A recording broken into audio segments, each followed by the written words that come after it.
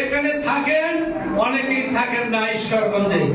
যারা জেল জুলুম কেটেছেন, মামলা খেয়েছেন, তারা অনেক সদস্য থেকে বঞ্চিত হয়েছেন। সেটা আপনাদেরকে অবশ্যই বিবেচনা করা দরকার ছিল। তাই আজকে আমাদের এই নেতৃবৃন্দর সামনে আমি বলতে চাচ্ছি যে ভবিষ্যতে যারা রাজপথে আমার রাজনীতিক সহকর্মী আছেন, সে আমার সাথে পুরা ঈশ্বরগঞ্জ উপজেলায় কানাচে কানাচে রাজনীতির সাথে সম্পৃক্তভাবে পুরোপুরিভাবে অঙ্গমূল জড়িত থাকেন, এবং আরো যারা যুগ্ম আহ্বায়ক আছেন তারাও জড়িত থাকেন। তারা হয়তো বা জিনিসটা আপনাদের সামনে আনছেন না, কিন্তু এটা আপনাদের বিবেচনা করতে হবে। আজকে যে আমাদের কমিটি করা হয়েছে, যাদেরকে যুগ্ম আহ্বায়ক করা হয়েছে, তাদের মধ্য থেকে যদি আপনারা সাইনিং পাওয়ার দেন, আহ্বায়ক এবং সচিব ব্যতীত, তাহলে আমি মনে করব 1, 2 নয়, এর 3 নম্বর যুগ্ম আহ্বায়ক জনাব হারুনুর রশিদ হারুন, উনি সাবেক বারবার সেক্রেটারি এবং ঈশ্বরগঞ্জের একটা প্রাক্তন, উনাকেও সেই সম্মান যেন দেওয়া হয়। তাই আমি আশা করব যদি আপনাদের ক্ষমতা এবং প্রটোকলে থাকে সেটা আপনারা করবেন। আমরা যারা যুগ্ম আহ্বায়ক সিরিয়ালে পিছিয়ে রেখেছেন, যান আমরা কমিটি মালিক, আগামী দিনে দেশ নায়ক তারেক রহমান যে নির্দেশ দিবে সেই নির্দেশ মোতাবেক আমরা যেভাবে ঈশ্বরগঞ্জে বিএনপিকে ঐক্যবদ্ধ করা যায় এবং রাজপথে থেকে আজকে ধানের শীষকে আগামী দিন বিজয়ী করা যায়, সেই চেষ্টায় আমরা ঐক্যভাবেই করবো ইনশাআল্লাহ। এবং আজকে আমাদের মাঝে যেন কোনো এই গ্রুপ সেই গ্রুপ কোনো ভেদাভেদ না থাকে,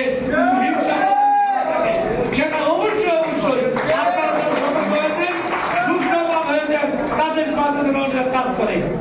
তাই আমি বলবো আজকে যে আহ্বায়ক হয়েছেন সে একটা উদার মনের মানুষ।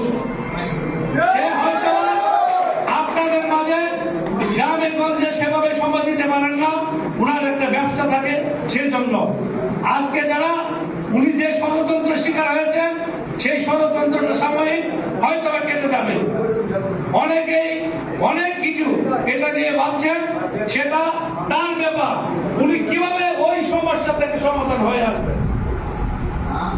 আজকে যারা জেলার নেতৃবৃন্দ আছেন, বিভাগীয় নেতৃবৃন্দ আছেন, আমাদের রাজনীতিক যে ব্যাকগ্রাউন্ড আছে, যে জীবিকা আছে, আপনারা একটু দেখবেন দয়া করে।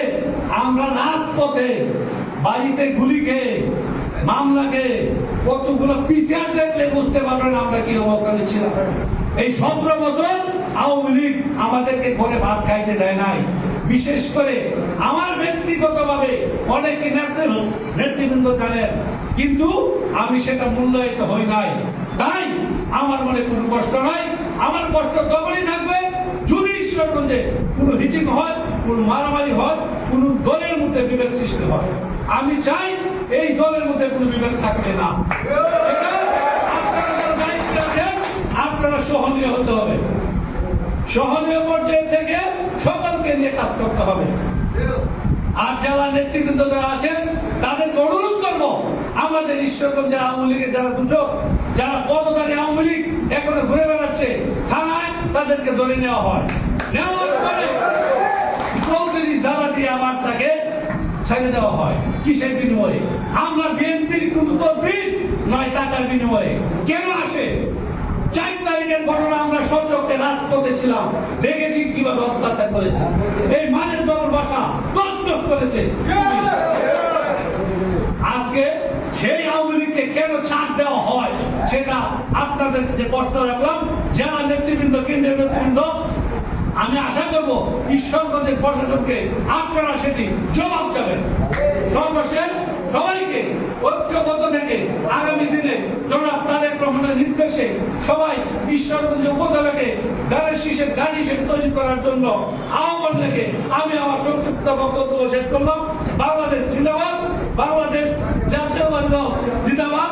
সকলকে ধন্যবাদ। আসসালামু আলাইকুম। ধন্যবাদ।